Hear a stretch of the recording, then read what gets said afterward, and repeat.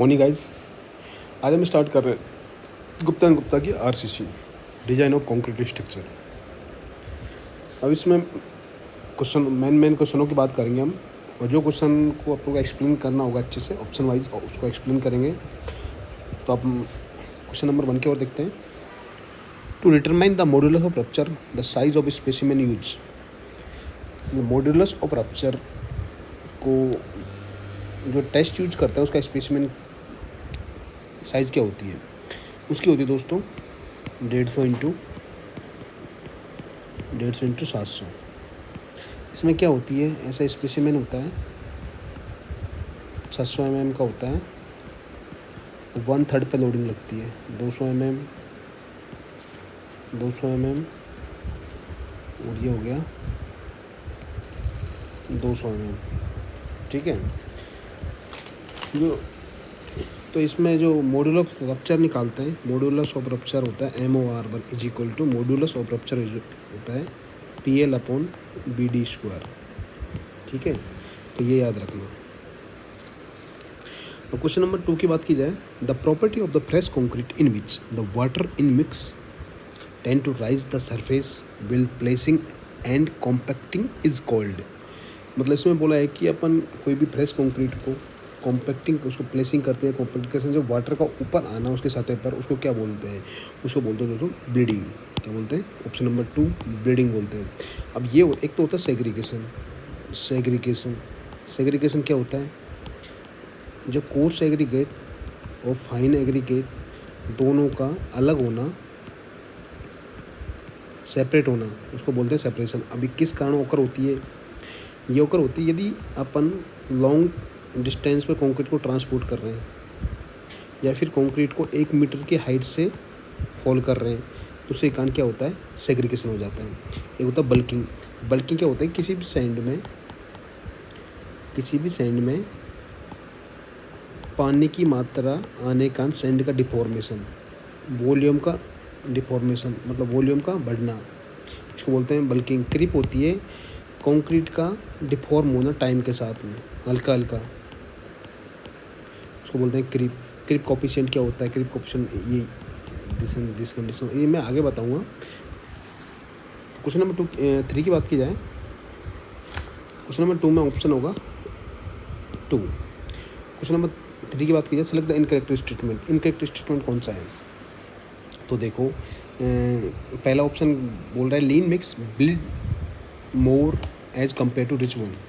ये तो एक्यूरेट है बिल्कुल। अब लीन कंक्रीट होता क्या है, लीन कंक्रीट होता है कि जब किसी कंक्रीटिंग में सीमेंट की quantity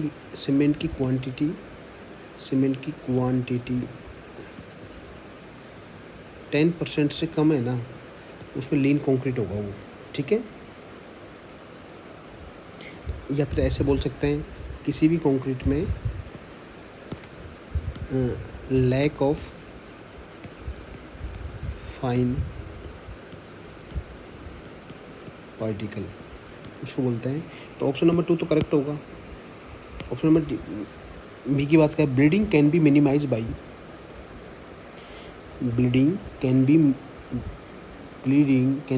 the adding the pozzolana फाइनर।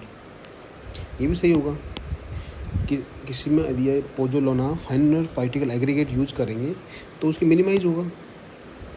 Option number T के बाद bleeding can be increase the addition of the calcium chloride. ये इनकरेक्ट होगा, option number T. Option number C इस क्वेश्चन का आंसर होगा, क्योंकि ब्लीडिंग यदि CaCl2 मिलाएंगे ना तो ये क्या करती है, ये घट जाती है। ठीक है, इसको याद रखना है, ऑप्शन नंबर टी सही होगा इसमें। क्वेश्चन नंबर 4 की बात की जाए, the property of the ingredient to separate from the each other while placing the concrete is called. मतलब ये बोल रहा है कि कोई कंक्रीटिंग इंग्रेडिएंट का अलग होना ईच अदर एक दूसरे से। अभी मैंने क्वेश्चन नंबर 2 में एक्सप्लेन किया था सेग्रीगेशन। ऑप्शन में ए हुआ। इसमें क्या होता है कि फाइन पार्टिकल और जो कोर्स पार्टिकल है ना, इनका सेपरेट होना, इस सेग्रीगेशन कहलाता है एक दूसरे से। ठीक है, इसमें ऑप्शन नंबर 1 करेक्ट होगा। क्वेश्चन नंबर 5 की बात की जाए, the workability of the concrete is directly proportional to, workability किसके प्रोपोर्शनल होती है डायरेक्टली? देखो, एक तो है एग्रीगेट सीमेंट रेशो, इस यदि एग्रीगेट सीमेंट के रेशो को ये होती है इनडायरेक्टली प्रोपोर्शनल होती है। अब वर्कबिलिटी होती क्या है, वर्कबिलिटी पहले एक्सप्लेन कर लेते हैं। किसी भी कंक्रीट को इजी ऑफ प्लेसिंग कंक्रीट, मतलब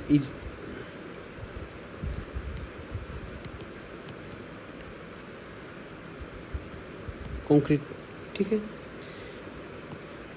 तो एग्रीगेट की इनडायरेक्टली प्रोपोर्शनल होता है टाइम ट्रांजेक्शन, यदि टाइम वर्कबिलिटी डायरेक्टली टाइम के इनडायरेक्टली प्रोपोर्शनल होती है, इनवर्सली प्रोपोर्शनल, सॉरी। तीसरी है ग्रेडिंग ऑफ एग्रीगेट, हाँ ये सही है। यदि ये क्या होता है ग्रेडिंग,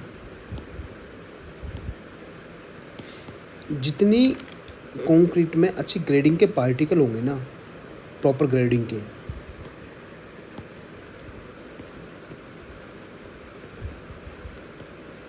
प्रॉपर ग्रेडिंग के पार्टिकल होंगे ना, उतना ही अच्छा वर्केबल होगा। मतलब वॉइड अच्छे से फिल होंगे, वॉइड इज लेस होंगे, ठीक है। तो इसमें ऑप्शन नंबर सी करेक्ट होगा आंसर इसमें। क्वेश्चन नंबर 6 की बात की जाए, approximate value of the shrinkage strength concrete, concrete में श्रिंकेज कितना होता है? श्रिंकेज कुछ तो वो होता है 0.003, याद रखना है। क्वेश्चन नंबर 8 की बात की जाए, एयर एंट्रेंस इन कंक्रीट इंक्रीज, मतलब एयर एंट्रेंस यदि कंक्रीट में बढ़ेगा, तो दोस्तों एयर एंट्रेंस यदि कोई कंक्रीट है,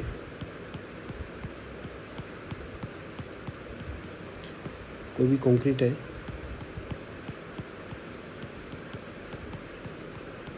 तो इसमें क्या होगा, यदि एयर एंट्रेंस बढ़ेगी तो उसकी वर्केबिलिटी बढ़ेगी, वर्केबिलिटी इंक्रीज होगी, ऑप्शन नंबर ए करेक्ट होगा। उसकी स्ट्रेंथ तो कम होगी ना, यदि कंक्रीट में एयर बढ़ेगी तो उसमें फ्रीजिंग थाइविंग कंडीशन होगी,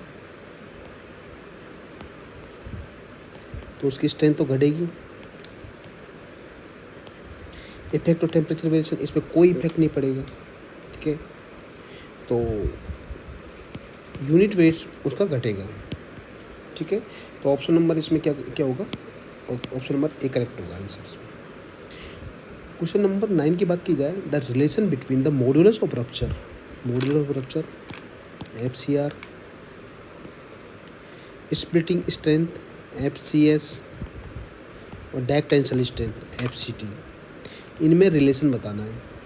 तो दोस्तों पहले मैं मॉड्यूलस ऑफ ये बता देता हूँ, मॉड्यूलस ऑफ रप्चर MOR, ये क्या होता है?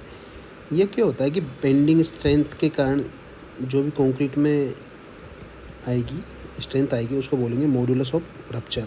ये कितनी होती है? अब IS कोड 456 के अनुसार ये होती है 0.7 × FCK। अब ये क्या होती है इसमें?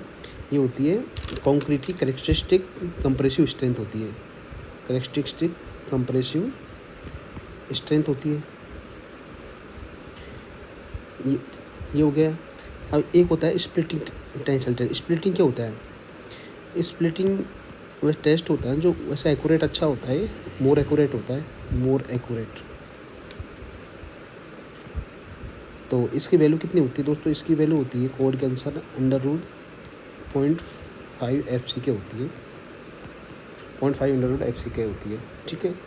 एक होता है टेंसाइल स्ट्रेंथ, टेंसाइल स्ट्रेंथ ये क्या होता है? कोई भी स्पेसिमेन है ऐसे, इस पर डायरेक्टली P लगा दिया तो ये नॉर्मली होता है 0.35 × FCK।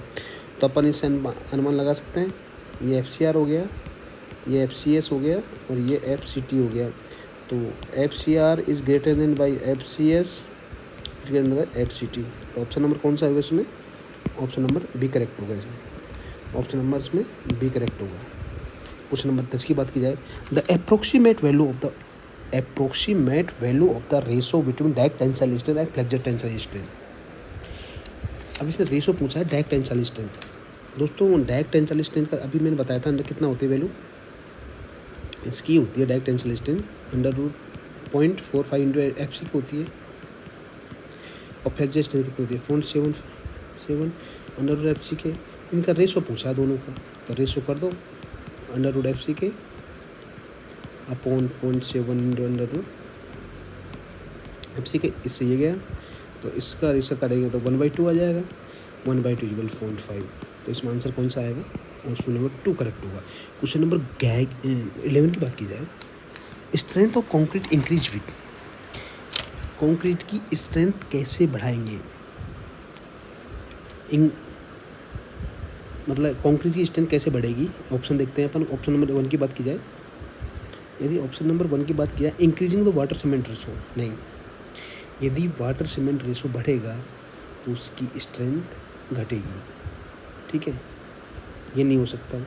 Increasing finance of the cement, ये करेक्ट होगा, क्योंकि उसमें फाइनेस बढ़ेगी तो उसका सरफेस एरिया सेंटीमीटर स्क्वायर पर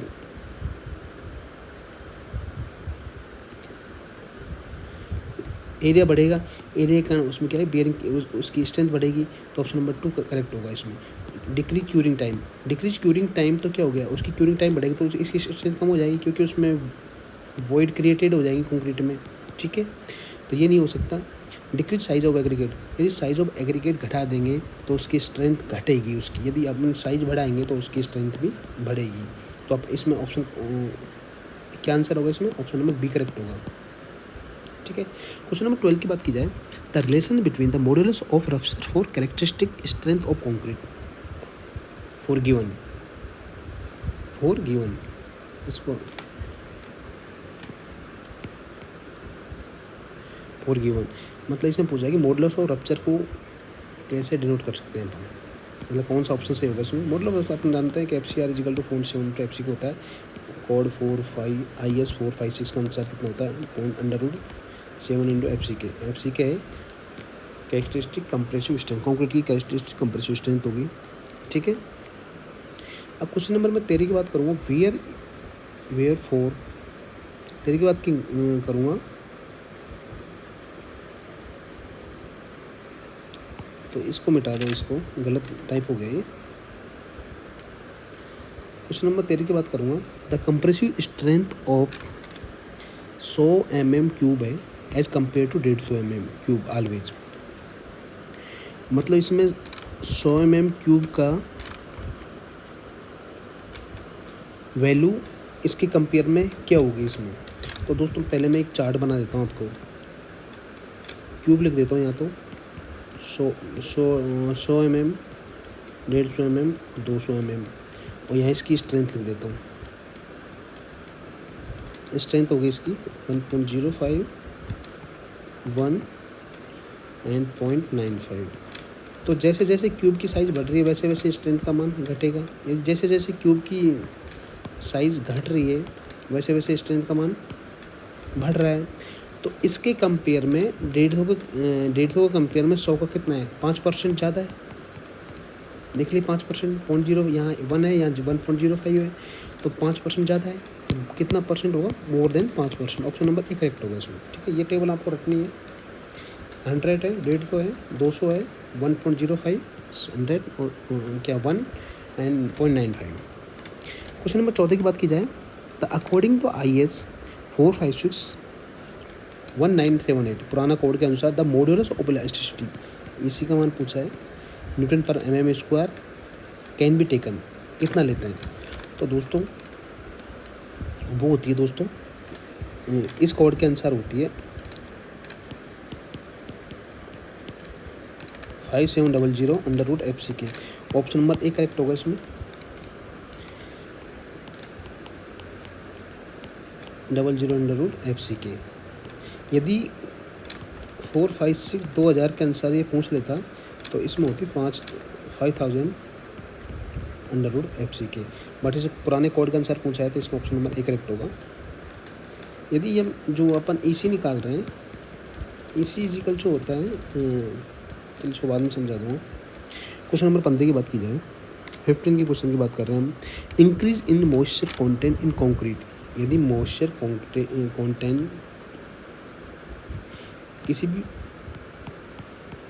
कंक्रीट में यदि मॉइस्चर कंटेंट हम बढ़ा देंगे तो उसकी क्या होगी, वॉइड एयर को रिप्लेस कर देगी, क्या नाम है, वाटर मॉइस्चर कंटेंट एयर को रिप्लेस कर देगा, तो इसके कारण क्या होगी, इसकी स्ट्रेंथ कम हो जाएगी। ठीक है, क्या होगी, इसकी स्ट्रेंथ कम हो जाएगी। ठीक है, क्वेश्चन नंबर 16 की बात की जाए, as compare to ordinary Portland cement use pozzolana cement, क्या बोल रहा है, as compare to ordinary Portland cement use pozzolana, यदि पोजोलाना ऑर्डिनरी पोर्टलैंड जगह यूज कर ले तो क्या होगा, उसकी वर्केबिलिटी घटेगी, नहीं, इंक्रीज ब्लीडिंग ये भी नहीं हो सकता, उसके क्या होगा, श्रिंकेज बढ़ जाएगा, क्योंकि उसमें फाइनर पार्टिकल ज़्यादा आ जाएंगे, तो उसके कारण इसका सरफेस एरिया ज़्यादा हो जाएगा, सरफेस एरिया में ज़्यादा हो जाएगा, उससे क्या होगा, इसकी श्रिंकेज बढ़ जाएगा। ऑप्शन नंबर सी सही होगा इसमें। क्वेश्चन नंबर 17 की बात की जाए, admixture which cause early setting and hardening of concrete is called, मतलब क्या बोला, अर्ली मतलब जल्दी सेट करना, कौन सा एडमिक्सर है जो कंक्रीट को जल्दी सेट कर देगा, उसको बोलते हैं दोस्तों एसिलेटर। अब एसिलेटर कौन कौन से यूज़ करते हैं आपको पता ही है, एसिलेटर के हमारे कौन कौन से हैं, वो हैं दोस्तों CaCl2 होता है, NaCl होता है, पोटेशियम ऑक्साइड होता है, ठीक है, Al2Cl3 होता है, तो ये एसिलेटर हैं। अब ये क्या होते हैं, ये होते हैं किसी भी सेटिंग टाइम को डिले करना, डिले ऑफ सेटिंग टाइम, ठीक है। एयर एंट्रेंस एजेंट क्या करते हैं, किसी भी कंक्रीट के फ्रीजिंग एंड थाइमिंग को कम करना, ठीक है। तो इसमें ऑप्शन नंबर बी करेक्ट होगा, इसमें एसिलेटर के लिए अर्ली सेटिंग होती है। क्वेश्चन नंबर 18 की बात की जाए, most commonly use admixture which prolong of the setting and hardening time, मतलब ये सेटिंग टाइम को बढ़ाना, लेट जमना, लेट सेटिंग होना, वो कौन सा एडमिक्सर यूज करेंगे अपन दोस्तों, वो नॉर्मली एडमिक्सर यूज करेंगे अपन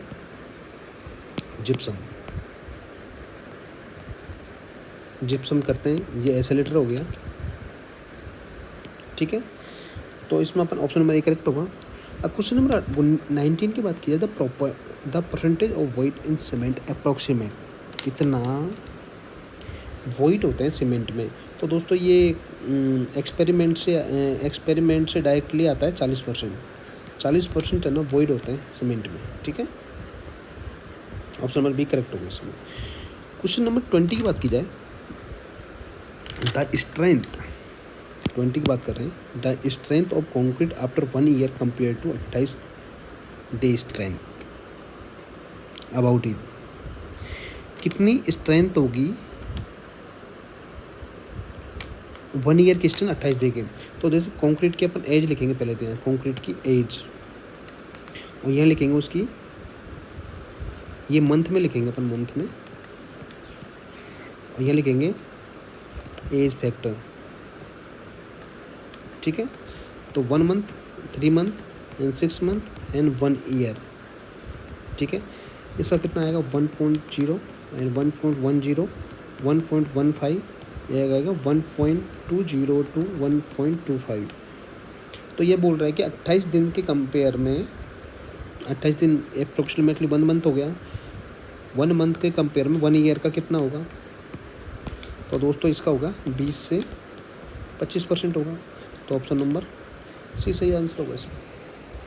क्वेश्चन नंबर 21 की बात करें, 21 की, age compare to ordinary Portland cement high alumina cement age. अब दोस्तों क्या होता है, जो इनिशियल सेटिंग टाइम है ना, वैसे नॉर्मली बात की जाए, जो ये हाई एल्यूमिनियम सीमेंट होता क्या है, पहले इसकी बात कर लेते हैं। हाई एल्यूमिनियम सीमेंट में क्या होता है, 40% तो क्या होता है, बॉक्साइट होता है, एल्यूमिनियम का एक एस होता है, और 40% होता है इसमें लाइम, Ca होता है, ठीक है, और प्लस 15% होता है इसमें आयरन ऑक्साइड Fe। तो इसमें क्या बोल रहा है कि ये बोल रहा है कि compare to ordinary Portland high alumina, तो इसमें क्या होता है कि दोस्तों जो इनिशियल सेटिंग टाइम है ना, तो इसमें होता है 30 मिनट टू 2 आवर होता है, और फाइनल सेटिंग टाइम होता है ना, वो होता है इसका लेस देन बाई 10 आवर्स होता है। तो अपन नॉर्मली सीमेंट की ऑर्डिनरी पोर्टलैंड सीमेंट की बात की जाए तो इसका इनिशियल सेटिंग टाइम कितना होता है, 30 मिनट होता है। तो इसका इनिशियल सेटिंग टाइम तो नॉर्मल ऑर्डिनरी पोर्टलैंड में ज़्यादा है, पर फाइनल सेटिंग टाइम इसका 10 आवर से कम है, जबकि इसका 10 आवर फाइनल सेटिंग टाइम है। ठीक है, तो क्या बोलेंगे, higher initial setting time but lower final setting time. Option number A correct होगा इसमें। ठीक है, क्वेश्चन नंबर 22 की बात की जाए, modulus of rupture of concrete is measured. Modulus of concrete, modulus of rupture को मतलब FCR under root into FC क्या होगा, इसको किससे मेजर करेंगे। तो दोस्तों इसका तो मैंने आपको बताया था, फ्लेक्सर टेंसिल स्ट्रेंथ होता है, ये एक प्रकार से इनडायरेक्ट मेथड होता है। डायरेक्ट टेंसिल स्ट्रेंथ में अपन टेंसिल फोर्स लगा देंगे, और कंप्रेसिव स्ट्रेंथ के अंदर यूनिएक्सियल कंप्रेशन से करते हैं, यूनिएक्सियल कंप्रेसर से याद कर लेंगे, कंप्रेशन टेस्ट कर लेंगे। जबकि स्प्लिट है ना, ये भी एक प्रकार से क्या करते हैं, क्योंकि सिलेंडर में अपन ये लेते हैं, इसमें कंप्रेसिव फोर्स लगाते हैं P, जो क्रैक होता है जो ऐसे डेवलप्ड होता है, पर तो इसका साइज स्पेसिमेन साइज होता है 150 इंटू 300 mm में होता है दोनों, इस स्प्लिट होता है। तो इसमें ऑप्शन नंबर इसमें होगा ए होगा, इसमें फ्लेक्सर टेंसिल स्ट्रेंथ होगा। थैंक यू दोस्तों, अगले वाले क्वेश्चन में जल्दी लेके आऊँगा, 22 से लेके 50 तक करूँगा इस बार। तो हमारे वीडियो अच्छा लगे तो लाइक करना एंड सब्सक्राइब, अपने दोस्तों को शेयर भी ज़रूर करना।